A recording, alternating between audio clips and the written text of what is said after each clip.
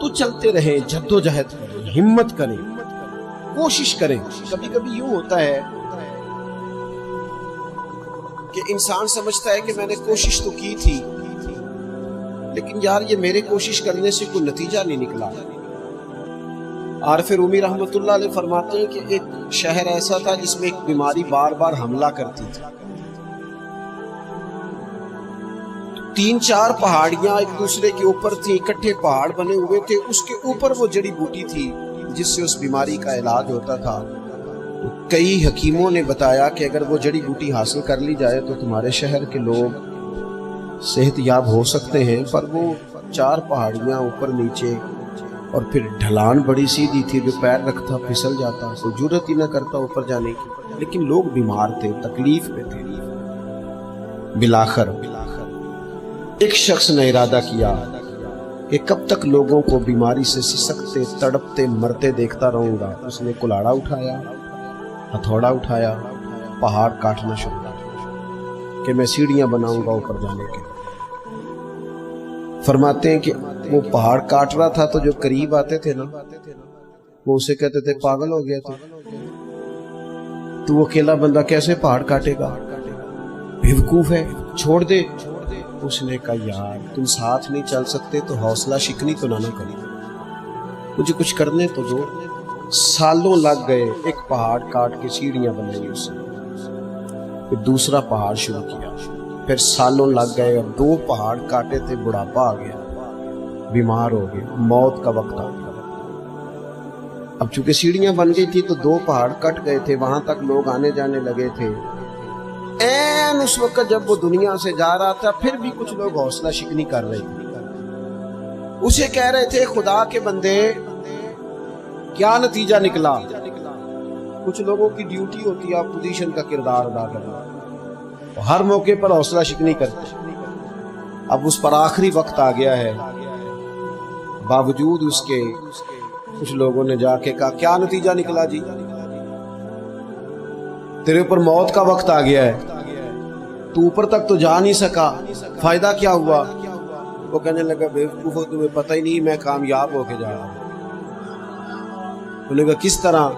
کہنے لگا میں نے آدھا سفر آسان کر دیا ہے، اب جو میرے بعد آئے گا نا اسے 0 سے نہیں شروع کرنا پڑے گا، میں نے آدھا سفر اس کے لیے آسان کر دیا۔ وہ تیسرے پہاڑ سے شروع کرے گا، 2 کاٹے گا تو کون جائے گا، لوگوں کو شفا ہونے لگے گی اللہ کے فضل سے۔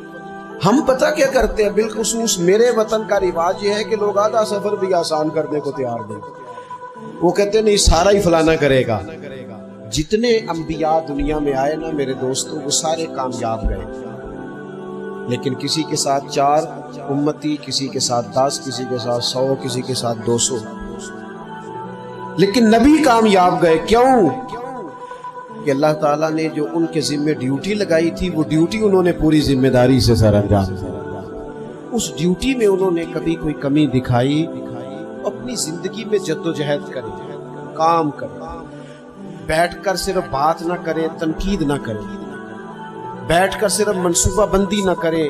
اور میرے ملک میں بالخصوص یہ کام ہوتا ہے، تبصرے کرو، چینل کھولو، تنقید کرو، اندر کی خبر لے کے آؤ، کوئی کہانی سناؤ، کوئی نئی سٹوری بناؤ، لیکن کام نہ کرو۔ بڑی خوبصورت بات کی شاعر نے، اس نے کہا شکوہ ظلمت شب سے تو کہیں بہتر تھا، اپنے حصے کی کوئی شمع جلا دے جا۔ لوگ تعلیم نہیں حاصل کر رہے تو بھئی آپ ایک بچے کا خرچ اٹھا لیں، کسی غریب کا آپ اسے پڑھا دیں، ایک بندہ تو آپ کی وجہ سے تعلیم یافتہ ہو جائے۔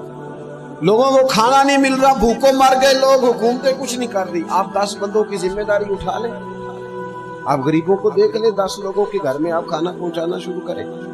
اور یہ ہوتا رہا ہے، لوگ یہ کام کرتے رہے، یہ ڈیوٹیاں ہمارے بزرگوں نے سر انجام دی ہیں، 2 کر کے، 4 کر کے، 6 کر کے انہوں نے کام کیا ہے۔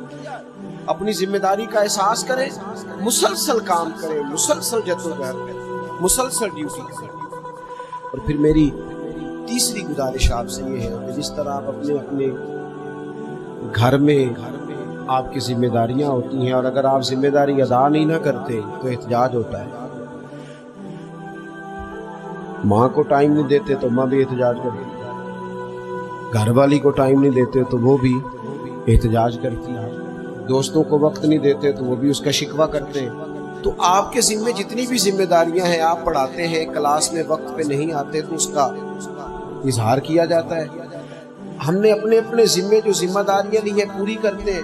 میں آج آپ کو یہ پیغام دینا چاہتا ہوں،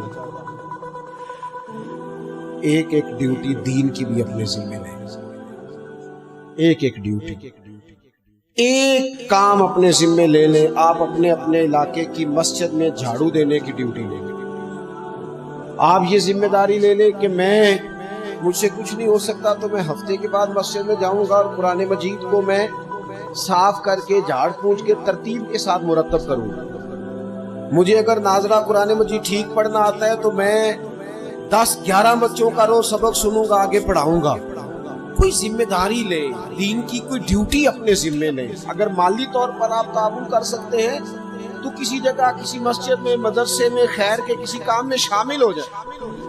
دین اسلام کے ساتھ عملاً تبلیغ میں اپنا کام کریں، ذمہ داری ہر دنیا کا کام مینج کر کے مرتب کر کے کیا جانے لگا ہے۔ معیشت ہو، معاشرت ہو، تعمیرات ہو، دین کا کام ہے وہ اسی طرح چل رہا۔ محفل آ گئی، برکت کے لیے محفل کر لو، جمعہ آ گیا پڑھ لو، تراویح ایک حافظ صاحب مقرر کر لو۔ بھئی آپ اس کو مینج کریں، ساری دنیا میں چیزیں مینج کی جاتی ہیں، آپ اسے مینج کریں۔ آپ خطیب صاحب سے فرمائش کریں کہ مجھے آپ جمعے والے دن اس موضوع پر کچھ سنائیں۔ آپ مسجد کے امام سے اس بات کی فرمائش کریں کہ آپ تراویح میں جو قرآن مجید سنائیں گے مہربانی کریں میں اس کا خلاصہ بھی بیان کر کے سناؤں۔ آپ تھوڑی کوشش کریں گے تو آپ دیکھیں گے کہ بیان کرنے والوں کا بھی ذوق بڑھے گا۔ کچھ تھوڑی ذمہ داری کا احساس کریں۔ صحابہ کرام نے بڑی منصوبہ بندی کے ساتھ دین پھیلایا، بڑی جدوجہد۔ انہوں نے دیکھا کس علاقے میں ہم نے جہاد کے لیے جانا ہے، کس میں تبلیغ کے لیے جانا ہے، کس علاقے میں کس طرح کر کے ہم نے ڈیوٹی سر انجام۔ مصر میں ایک شہر ہے، اس کا نام ہے فسطاط، وہ کہتے ہیں گھونسلے کو، پرندوں کے گھونسلے کو۔ حضرت سعد بن ابی وقاص رضی اللہ تعالیٰ عنہ اپنی فوجیں لے کے وہاں گئے تھے۔ آپ نے وہاں خیمہ لگایا، کچھ دن وہاں قیام کرنا تھا، آپ کا وہاں خیمہ تھا۔ وہاں آ کے کبوتر بیٹھنے لگے، ایک کبوتری نے انڈے بھی دے دیے، وہاں گھونسلہ بن گیا۔ اب آپ جب وہاں سے ہجرت کرنے لگے نا، آگے بڑھنے لگے، تو دل میں خیال آیا کہ خیمے اکھاڑتے ہیں، چلتے ہیں۔ جب وہ خیمے اکھاڑنے لگے تو دیکھا اوپر تو گھونسلہ بنا ہے، اس میں تو کبوتر رہتے ہیں، ان کے بچے بھی ہیں۔ حضرت سعد بن ابی وقاص نے 2 فوجیوں کے ذمے لگایا، فرمایا یہاں تم پہرے دار بن کے کھڑے ہو جاؤ، یہ خیمہ اکھاڑا نہیں جائے گا، اس کو یہیں لگا رہنے دیں گے تاکہ یہ کبوتر جو ہیں انہیں تکلیف نہ ہو۔ وہ 2 فوجی وہیں رہے، خیمہ لگا رہا، وہاں پانی کا بندوبست کیا جاتا رہا، خوراک کا بندوبست کیا جاتا رہا۔ قریب قریب بستیوں سے جب لوگوں نے دیکھا نا یہاں لوگ موجود ہیں تو لوگوں نے وہاں آ کے مکان بنانے شروع کر دیے۔ وہ ایک پرندے کے گھونسلے کی حفاظت کے لیے کچھ دیر 2 سپاہی رکے تھے، اللہ نے وہاں پورا شہر آباد فرما دیا ہے۔ تو آپ ایک گھونسلے کی حفاظت شروع کریں، انشاءاللہ شہر آباد ہو جائے۔ لیکن ہم گھونسلوں کی حفاظت کرنے کو بھی تیار ہے۔ اب چوتھی بات آپ کی خدمت میں عرض کرنی ہے، ایک ضروری کام بڑی بڑی توجہ کے ساتھ آپ نے سمجھنا ہے، تھوڑا سا اس کے پس منظر کو سمجھ لیں۔ جو آیہ کریمہ میں نے تلاوت کی ہے اس کا حصہ بھی اسی میں آئے گا۔ دنیا کا نظام نہ 2 طریقوں سے چلتا ہے، ایک ہے نظام اسباب اور ایک ہے نظام غیب۔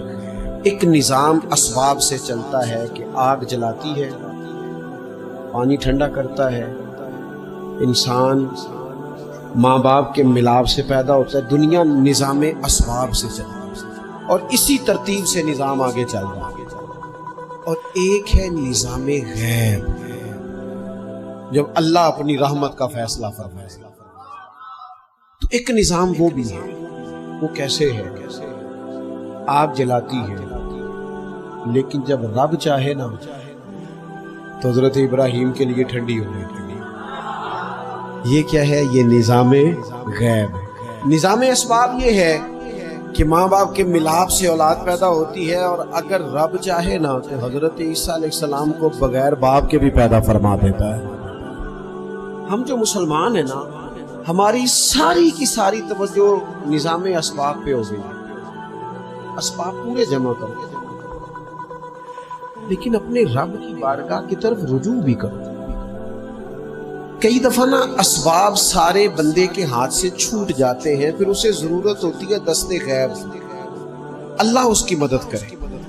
جو آیہ کریمہ میں نے قرآن مجید کی پڑھی ہے، اس میں اللہ کریم نے فرمایا یا ایھا الذین آمنوا توبوا الی اللہ توبۃ نصوحا، اے ایمان والو اپنے رب کی طرف رجوع کرو، اپنے رب کی بارگاہ میں توبہ کرو، پر توبہ سچی کرنا، رجوع الی اللہ کرو، اللہ کی طرف رجوع کرو۔ بعض اوقات سارے نظام ختم ہو جاتے ہیں، نظام اسباب، اس وقت ضرورت ہوتی ہے رجوع الی اللہ کی، کہ نظام غیب آئے۔ حضرت سارہ رضی اللہ تعالی عنہا جو جناب ابراہیم علیہ السلام کی اہلیہ ہیں، آپ ایک رستے سے گزر رہی تھیں، حضرت ابراہیم علیہ السلام آپ کے ساتھ تھے، تو جس رستے آپ تشریف لے جا رہے تھے اس رستے میں بادشاہ بڑا ظالم تھا، وہ معاذ اللہ تعالیٰ ثم معاذ اللہ عورتوں کو گرفتار کر لیتا اور اپنی بدباطنی کا ثبوت دیتا۔ وہاں سے جناب سارہ گزری، مسند امام احمد بن حنبل سے یہ حوالہ عرض کر رہا ہوں۔ حضرت سارہ کو اس نے گرفتار کر لیا۔ جب وہ جناب سارہ کی طرف بڑھنے لگا تو اب وہ جتنے اسباب تھے نا اس وقت کے، وہ سارے اختیار کیے گئے، لیکن اس بادشاہ سے جان نہیں چھوٹی۔ جب وہ بڑھنے لگا تو جناب سارہ نے پھر رب کریم کی طرف رجوع کیا، مصلی پہ بیٹھ گئی، کہنے لگی مالک اب تو ہی کرم فرمانے والا ہے۔ آپ نے اس درد سے دعا فرمائی کہ وہ بادشاہ زمین پر بے ہوش ہو کے گرا اور تڑپنے لگا، قریب تھا کہ وہ مر جائے۔ حضرت سارہ پھر مصلی پہ بیٹھی اور اپنے مالک کی بارگاہ میں عرض کرنے لگی مالک اگر یہ مر گیا تو مجھ پہ الزام آئے گا کہ میں نے مارا، اسے مارنا بے ہوش ہی فرما۔ وہ بے ہوش ہو گیا، تھوڑی دیر کے بعد ہوش آیا تو پھر آپ کی طرف بڑھنے لگا، تو آپ نے پھر اللہ کی جانب رجوع کیا۔ جب دوبارہ رب کریم کی جانب رجوع کیا تو پھر وہ بے ہوش ہوا۔ کئی دفعہ وہ کوشش کرتا، لیکن آپ جب اپنے مالک کی بارگاہ میں ہاتھ اٹھاتی تو بے ہوش ہو کے گر پڑتی۔ بالآخر آپ سے معافی بھی مانگی، آپ کو آزاد بھی۔ ایک وقت